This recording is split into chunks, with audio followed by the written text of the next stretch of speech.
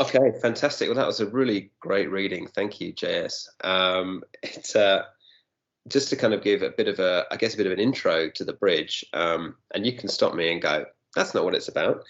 So from my reading, you've got two stories going on in a way in this book. You know, you've got a story of this kind of outsider who is basically kind of not exactly fleeing, but moving away from this traumatic past in a deeply dystopian and messed up kind of childhood, and has this opportunity to go to university. And the sort of the flip side of her past is that she's just trying to trying to find her place at uni, and in a kind of quite conventional world, I guess. Right. And then at the same time, you've got this story of a kind of, her just coming to terms with what was going on in her past, and trying to, how do you bring the past into the present to kind of become truly yourself, I guess, integrating those two sides. Yeah. And then there's another piece for me. So this is a protracted intro, but I'm getting to the point here. I like it's better than I could have done. Okay, this is good. So in that past, it's obviously kind of traumatic and terrible, but at the same time, it's it gives her access to something kind of wonderful in a way. Like her relationship with the sisters, and Nan in particular, and the kind of magic that exists, like a very real and very freaky kind of magic that was part of her upbringing. And then you have this flip side of her life at university, which is kind of,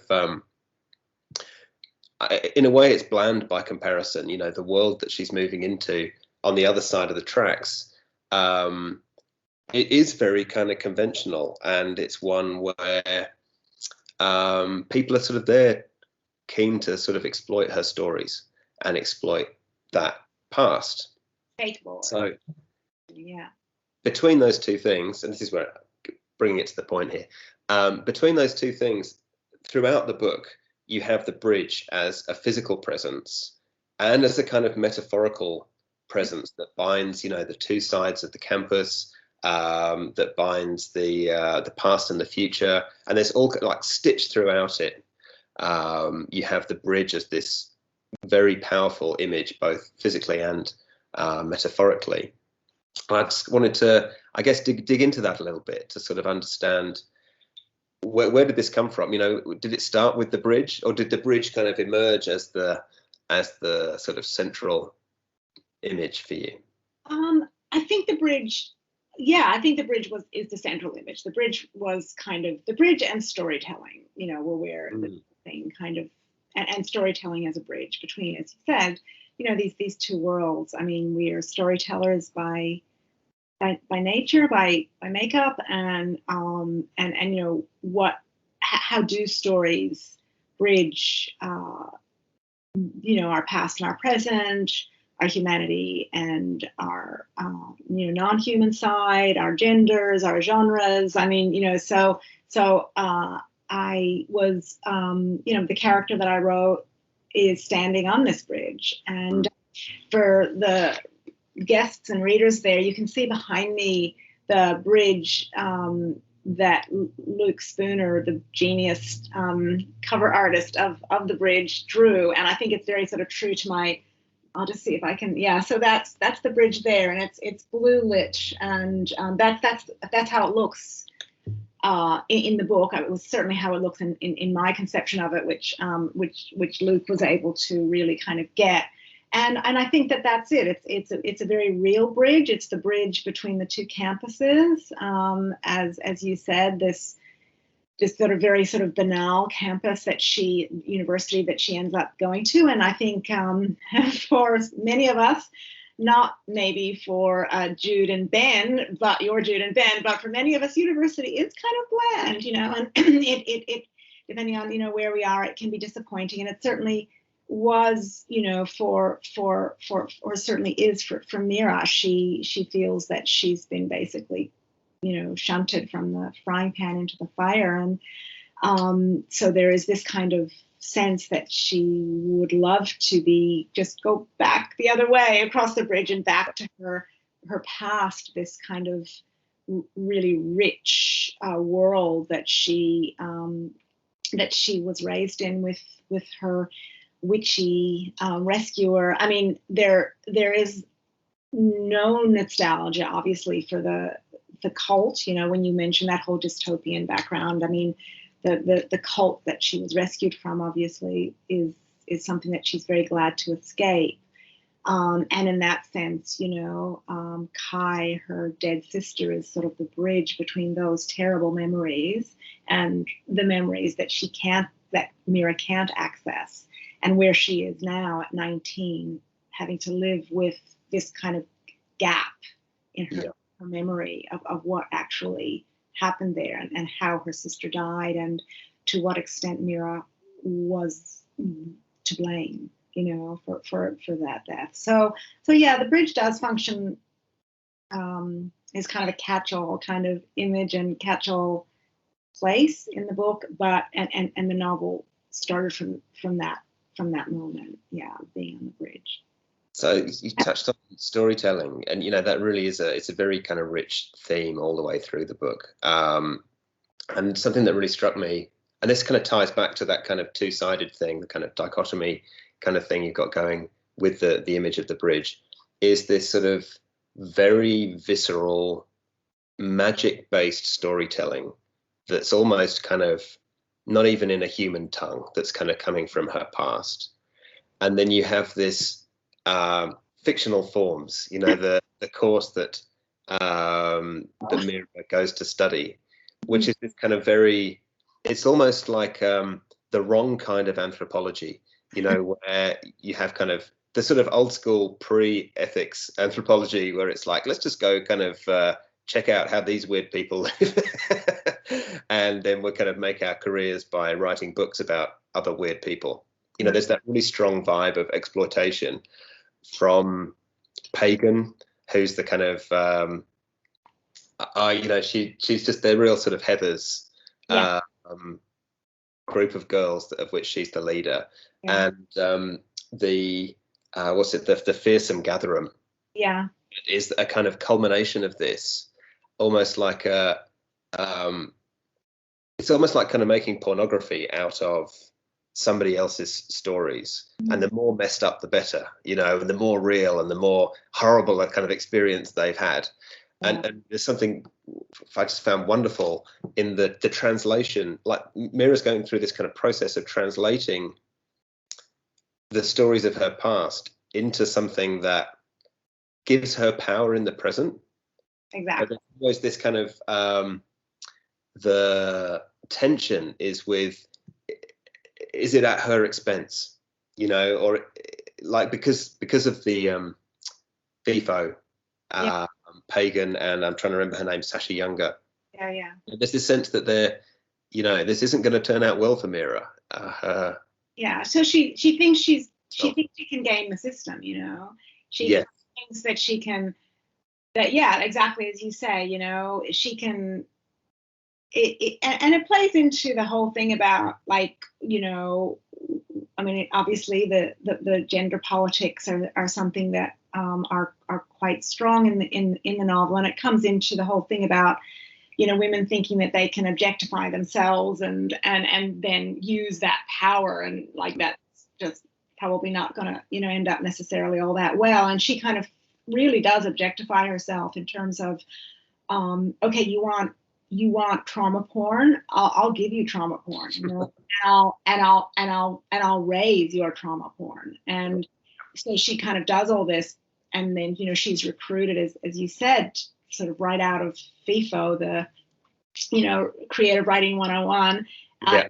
It's a secret sort of storytelling kind of cabal, and she's out of her depth. You know, once she gets there, and once she gets into the kind of the hands of Sasha Younger, you know, Pagan is somebody, as you said, we all recognize. You know, she's sort of the Heathers kind of mean girl, is popular, but Sasha is might be, you know, is kind of a different animal, and and the question is if Mira is going to be kind of is going to kind of dig that, is going to get wise to that soon enough to say. Yeah. But, if she's going to get wise to it, or if it's going to, I mean, it's like either she'll be devoured by it, right. or there's this kind of, is she going to kind of flip over into? Yeah, that's right. When her friend sort of says, Marvin says to her, have you gone native? He calls her Dorothy, like in The Wizard of Oz, and he says, "You've gone native, Dorothy." And she thinks about it, and she thinks that she can't. She thinks that she doesn't have it in her to go native, because she's actually sort of a different species, it's just like an undercover cop, she's actually, maids are a different type of humans than the regulars are. So she kind of, look, by definition, I can't go native. I'll always be maid. But there are other problems. I'm chuffed that you brought up The Wizard of Oz, because that's actually, I've got this down here to ask you about. Obviously there is a kind of Wizard of Oz connection with, Marvin kind of calling her Dorothy, but it strikes me that it's like the Wizard of Oz in reverse, where in the Wizard of Oz, Dorothy moves from this kind of very bland, in the movie, a black and white universe on the farm, this very kind of prosaic past, into a kind of glorious Technicolor, weird, crazy future. And it's almost like it works exactly the opposite way around for Mira, that she's leaving this kind of mad, psychedelic magic background and entering a world that's kind of very sheer and black and white and conventional. Which is why she's so drawn to the world across the bridge. So the campus, for example, and a lot of this comes from my own experience, like working both as a student at university myself and teaching there. And some campuses can be these red brick kind of commuter colleges that are kind of that don't seem to have much soul, and that's the one, these purpose-built sort of places, and that's kind of where she finds herself. It's not at all the romantic idea of what college should be, but across the river is the old campus. Across the river is this kind of Gothic revival sort of campus with its ivy, and its bricks and its gas lamps and all of that, and its quads, and it's kind of everything that you kind of sort of, it's Harry Potter. And so that's exactly right. So to her, there's something like, okay, so the magic is over there. I need to get over there, because she doesn't know how to navigate a world, as you kind of pointed out, that doesn't have magic in it. So any kind of magic is better than no magic, and that's sort of where she is drawn. I'll be okay once I get over there where there's a vibe, but there's no vibe here. I don't know what to do. I'm drowning in too much vibelessness. So she kind of has got to get to somewhere where, even if the magic is bad magic, and even if the mojo is bad mojo, at least there's some that's her rationale anyway. It obviously, at least it's magic. Sorry, at least it's magic. It's magic. And I think that's a really kind of and I think that's a very much I really wanted to create a character that was sort of recognizably 19, and 19 is such a standing on the bridge age, and it's such a standing on the bridge time. It's a time where way too much and yet not enough, and that was the character that I really wanted to. So not only obviously to write a book of magic and horror and so on, but also to have a character that many of us can recognize as being 19, that incredibly vulnerable age, and also an age that people, a lot of people kind of don't survive, from young soldiers to university students to people who, everything is coming down on you so fast at 19. So yeah, I wanted to bring that into it as well. Now you touched, I better make this the last question. You touched on gender politics, and that really is obviously a very overt, almost kind of spinal element to the book. It's absolutely critical to it, and the book's quite, angry in a way, sort of like righteously angry, in a way that I found kind of quite exhilarating. Obviously, a big theme too is sisterhood. Mm-hmm. The kind of twins, Kai and Mira, and then you have the kind of the triplet Fury witch characters. I just want to kind of go into sisterhood a bit, and something that I love, Kai and Mira are these twins. They're non-identical. I just love the way Nan is always calling Mira the crappy twin. It's so crappy one, right? Yeah, but it also has that kind of it makes me think of that fairy tale trope of, it's always the sort of like the idiot brother. Mm-hmm. It's always the kind of youngest and most stupid, the one that nobody thought was going to make anything of themselves. They're always the one that kind of makes everything kind of come good. So yeah, I just wanted to kind of, I guess, explore quickly a bit about the sisterhood thing, but also the kind of connections to the sort of deeper mythology that's obviously underpinning a lot of the ideas in the story. Yeah, I mean, that's a big question. I'll just have to be brief. Sorry. The story, as I have pointed out before, and do in the notes at the end of it, at the end of the book, is, in a sense, I mean, the whole story isn't a rewriting of the Furies myth, or the myth of the Eumenides, but it's definitely, that's always been one of my favorite sort of, Homeric stories. Yeah. And I really love Aeschylus's play, the Eumenides, and I just really dig the whole idea of these three sisters sort of self-conjured from the blood of Uranus. And it's an angry myth. It's an angry beginning. It's a beginning filled with rage and filled with blood, and that has always, I think, and Salvador Dali's brilliant, painting of the Furies as well is just one that, I have on my desk, and it's just been something that I've kind of wanted to work into fiction, for a long time. So this was an opportunity to do that. There is, on a sort of a more, sort of practical theme or practical kind of level. Sisters and sisterhood is something that we can relate to, both as sisters and as friends. You can sometimes feel more like a sister with somebody who isn't your blood than you can with somebody who is, or you can feel just as much. I mean, I've got two wonderful sisters. I'm one of three sisters myself, but I also have great friends,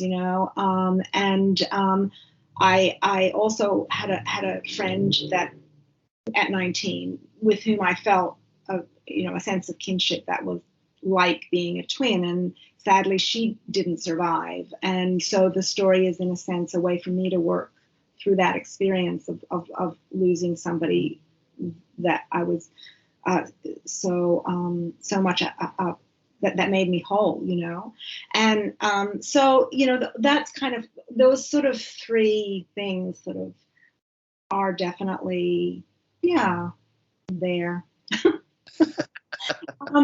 And but I don't think that thematically or narratively it is a girl's story or a woman's story. There are lots of sort of people or beings in the novel of all genders, and all kinds of concerns, and all kinds of kind of alliances and affections and afflictions and so on. So it certainly while and it looks at girls groups at French at college and high school and so on, and those kind of those little cliques and all that but I think that a lot of, like, you were able to relate to it. You were able to recognize certain things about it. So I don't think that you need to necessarily be a sister or to be female or anything like that. No, it definitely has a kind of a broad appeal, but not wanting to kind of cut it down to being like, oh, this book's only for women. It's sort of opposite of that. But there was a kind of I guess a clarion call aspect to it. Yeah, I don't know, just the sort of palpable rage, which I found wonderful. Thanks.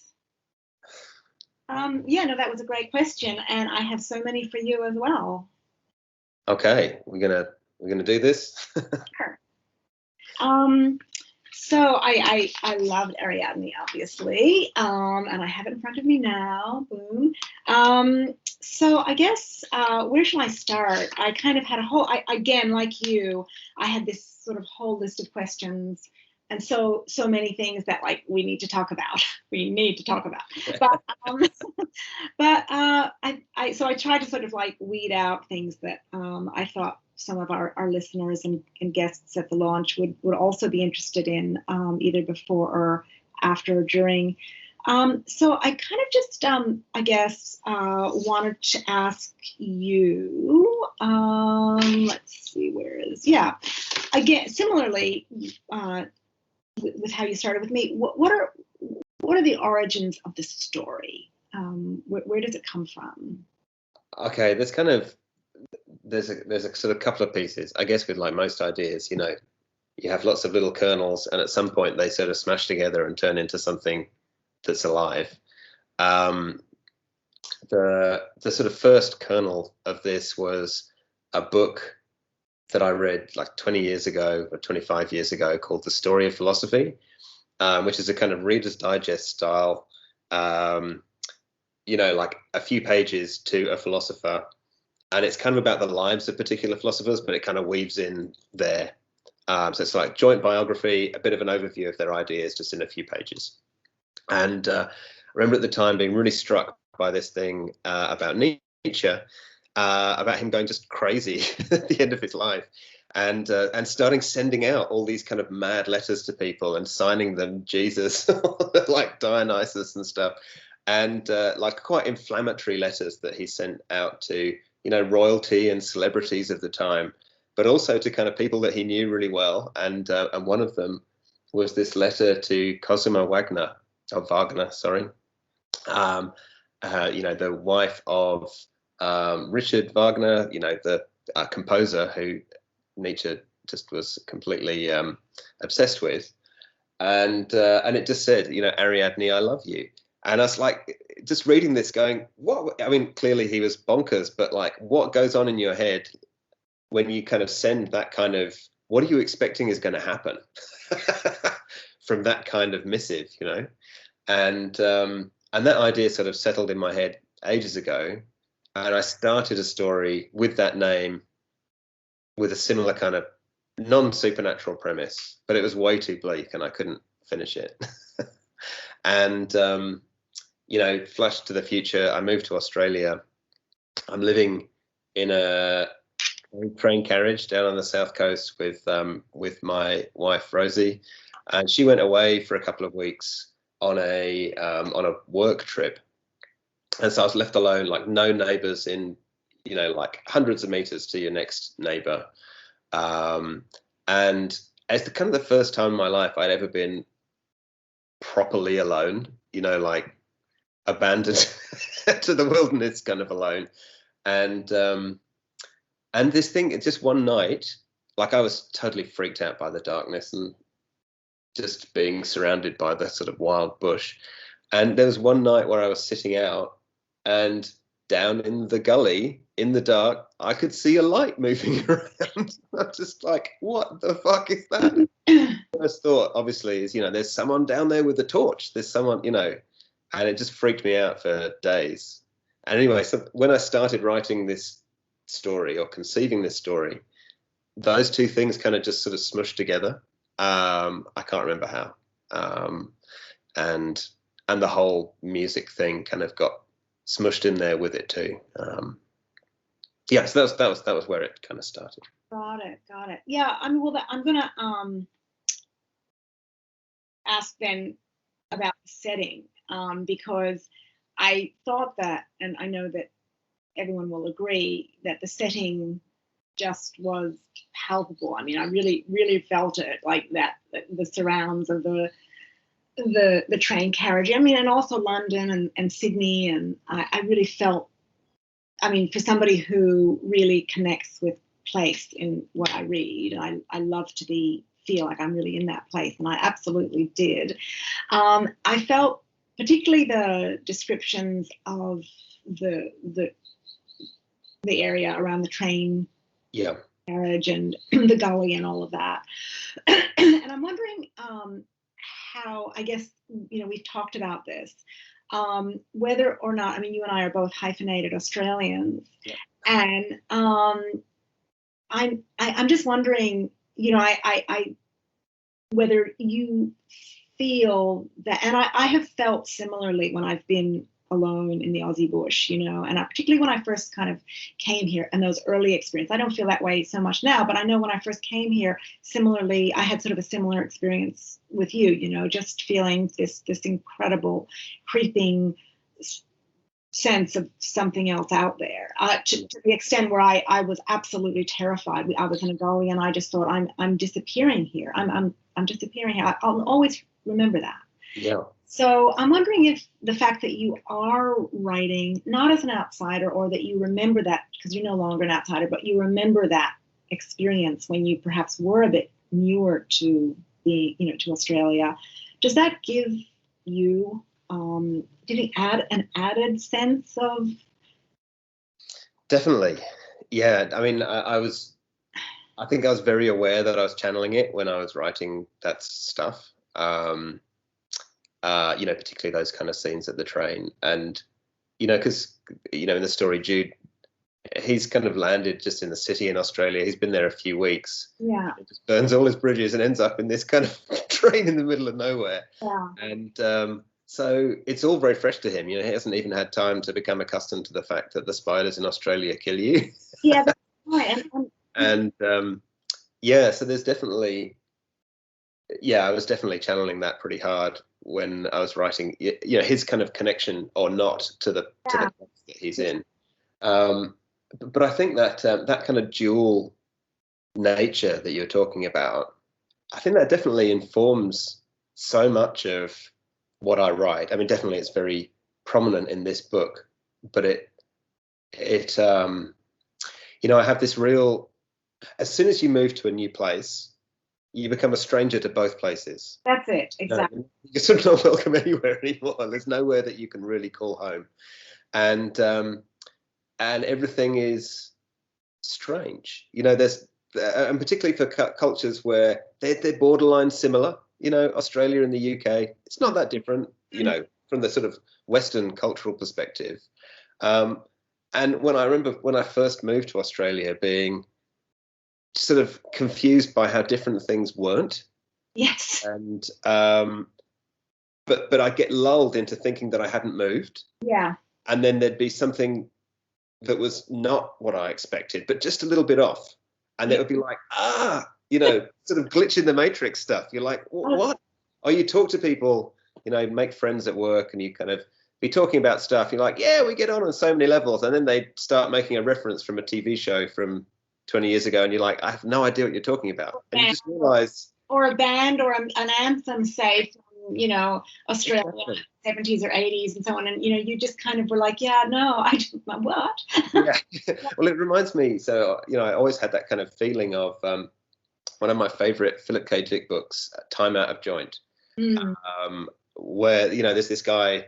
Yeah. I won't go into it, but, the bottom line is this guy is kind of like, I've got a memory of this other place that jars with my experience of now, and I don't think that where I am is where I really am. Yeah. And I kept having those kind of experiences. There's this one like very prominent bit where he goes into a bathroom and reaches for a drawer cord light switch but he's never had one in his house. And his whole kind of sense of reality crumbles from that. And it's that kind of experience, that strangeness.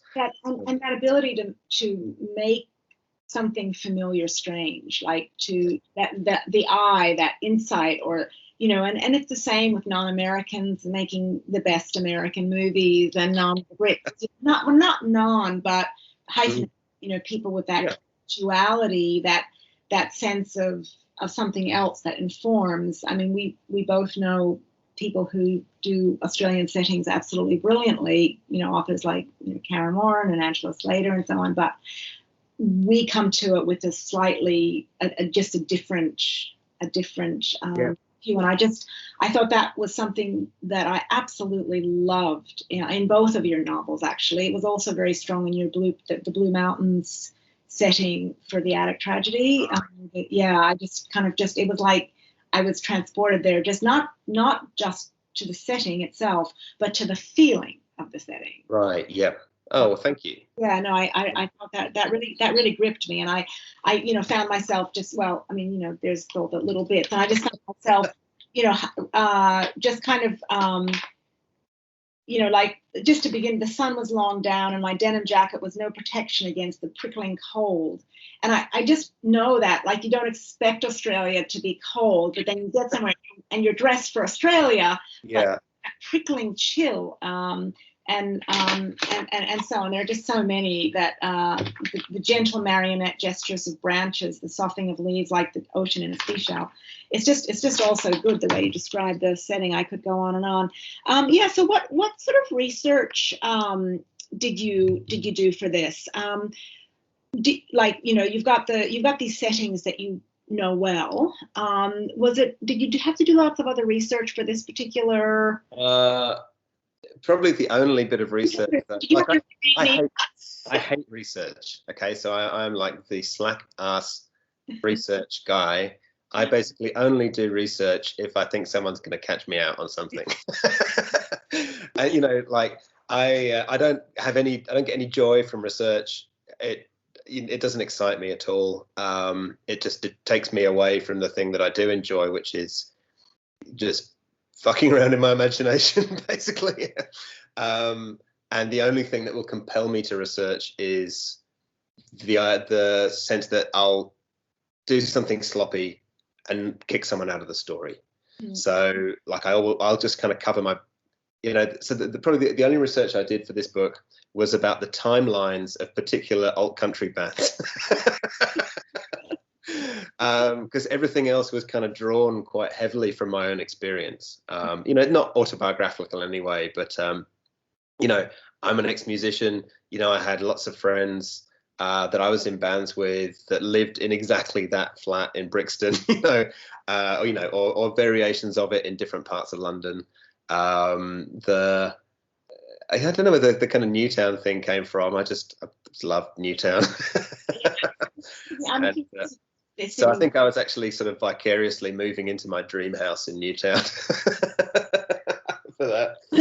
And then the train, obviously, it's like, that's a place. It's a real place. And in a way, I've kind of ruined it for myself now, actually, by setting something scary there. Because every time I go back, I've been over it so many times in my imagination that, the bad things that are in the book are actually there in the real place. I've kind of ruined it for myself. Yeah, they can never be unseen. Yeah. I must say everything did feel incredibly authentic and real. Just the Sydney bar, just the Uni bar and the Brixton flat and so on. It definitely. But did you have to reread Nietzsche? Do I have to do what? You have to reread Birth of Tragedy. Oh yeah, God, yeah. I actually, I probably read it several times. Once I read it and then wrote the story like sort of 10 years after reading it. And then when I was doing edits, it was like, I think I'm kind of winging it with this. I better go back and actually read it to see if anything that I'm saying here is real. And which of course it wasn't. So I had to kind of rewrite a lot of stuff. Yeah. For Kareem to be real. Like, again, I didn't want it to be about I didn't want it to be about that book or about Nietzsche, except in as much as it kind of illuminated the characters of the people that were connected to it. Well, it's sort of that way, you know, the fact that she is attracted to the book. I mean, I love her attraction. Do we have time to just talk about Corinne for a little while? I know that you Let's are. do it quickly. Let's make this the last. All right. Well, then I'm going to make sure it's a good one because I had so many questions. Well, carry on your train of thought. I want to talk about Corinne, or I want you to talk about Corinne in many different contexts. Let's talk about her in two contexts if you have time. Sure. It's up to you what you do. In the context of the male gaze, where I think that you handle that so well. You control that so well from the very first chapter, you know, where you foreshadow just how badly this is going to go. When he's looking at the picture and of the two of them, of Corinne and her husband Ben, and all he folds Ben's back. He's only looking at Corinne, the main character Jude, and he's looking at her, and he says, her fierce blue eyes fixed on mine, and from then on, you know that this is a male fantasy, that this is you know that this is a story about the, I guess, murderous in a sense male gaze, and you know, you do a really brave thing here by making your protagonist Jude be somebody who is so flawed, you know, who just doesn't, who obsesses over this fantasy woman, and is just sort of lacks all awareness of that until, well, I don't want to spoil it for anybody. So I want to talk about the male gaze and why and how you decided to you know, and in terms of Corinne. And the second thing, if you wanted to maybe talk about this whole idea of the triangle, you know, the triangle of like Nietzsche and Cosima and Wagner, and then you've got the sort of the Ben, Jude, or Jude, and you know, Jude, the name Jude as well. We could, like I said, this is so much to ask about why. Then there's the Jude, Corinne, Ben one, but that's, I don't think, the real triangle. But anyway. Okay, well, let's go with the kind of the gaze piece, because I mean, that was something that I was really, really aware of when writing it, and in a way it was intentional, and in a way it was accidental. Like it sort of emerged accidentally through trying to portray a real person. You know, I mean, sorry, you know, Corinne's not based on any person, but you know, trying to make a character real, and you know, she had to be real for the story to work at all, and you know, because otherwise it's just like another kind of, like you say, it's just another. I didn't want the book to be my boring male fantasy, you know, but to be about that. And you know, and it's a big difference. And there's a whole thing with, you know, writing the other. It's so easy to just slip into unreality, actually, and you don't know, because you're not that person, you know, or you're not coming from that perspective. So I wanted to work really hard to make her real and come alive, and it was sort of necessary, actually, for it to not be unbearable. But in doing that, and kind of in exploring that relationship, or sort of non-relationship almost, it really became almost like a central idea. You know, it becomes like that's what her PhD is about. Is you know, kind of similar dynamic with F. Scott Fitzgerald, who completely objectified his wife, you know, and the terrible consequences for her on that. Like, he basically staked his entire career writing these sort of tragic fantasies, essentially about his own relationship. And the madness, you know, that Zelda and Corinne, both the madness that, Exactly. And there's a huge consequence to this, and the consequence in Ariadne, I Love You, it's indirect, but and in a way I think it is in these kind of, in the other sort of real life situations as well. But there are these nebulous, almost like karmic forces that kind of reach out and fuck things up for people who are gazed upon in the wrong way. It's a kind of dark magic. It is, yeah, right. And we better cut this short. I could just keep talking about this until the end of time, and I'd love to explore more about the bridge. So I think we're going to have to wrap this up for our audience here, and we're going to have a bit of a live Q&A after this. I hope you'll join us for that. But then you and I have to finish this conversation over a beer sometime. Margatini, maybe. Okay. Thanks, JS. It's been fantastic hanging out, and I look forward to catching up with you in the Q&A. For sure. Bye. Okay, bye.